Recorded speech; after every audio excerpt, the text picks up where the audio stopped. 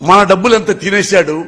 ఇవన్నీ ఈ ఆంధ్రజ్యోతి ఈనాడు పేపర్లో వచ్చేసినాయిగా. సుధీరా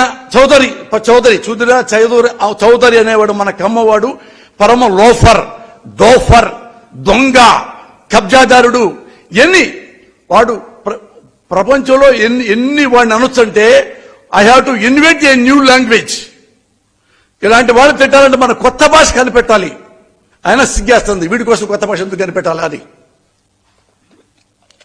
మరి ఇలాంటి వాడిని తిట్టకుండా ఏమంటాం?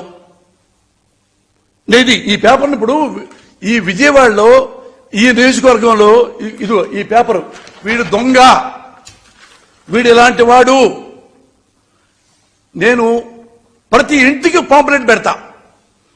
ఇతను ఇంత దుర్మార్గుడు, వేల కోట్లు తిని దున్నపోతులాగా వీడు మళ్ళీ మహారాజులా వచ్చేసి ఎమ్మెల్యేగా పోటీ చేస్తున్నారు. మన ఓట్లు వేస్తామా? వేసుకుందామా?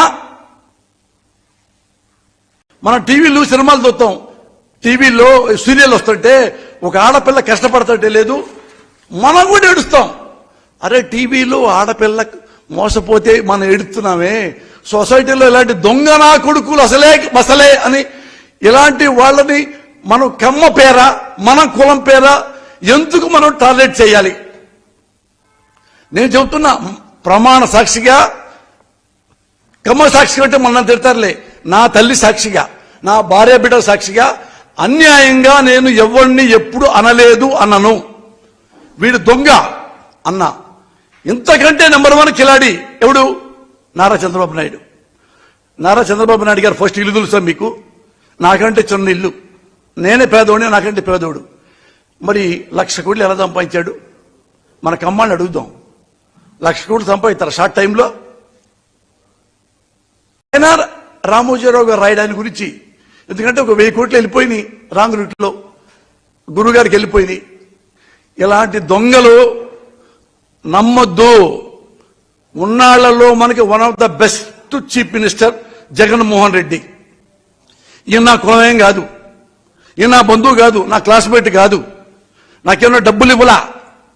కాబట్టి నార్కో టెస్ట్ చేయించుకోవచ్చు, డబ్బులు ఇచ్చి జగన్ గారు అనేస్తున్నాడని చెప్పి. ప్రమాణ సాక్షిగా అతన్ని క్యారెక్టర్ చూసే 14 ఏళ్లుగా అతని వెంట తిరిగి అతన్ని క్యారెక్టర్ చూసే, అట్లనే నా సొంత బ్రదర్ లాగా భావించి క్యారెక్టర్. ఎందుకు మన కమ్మ నాయకుడిని మనం అంటున్నాము? Because of bad character.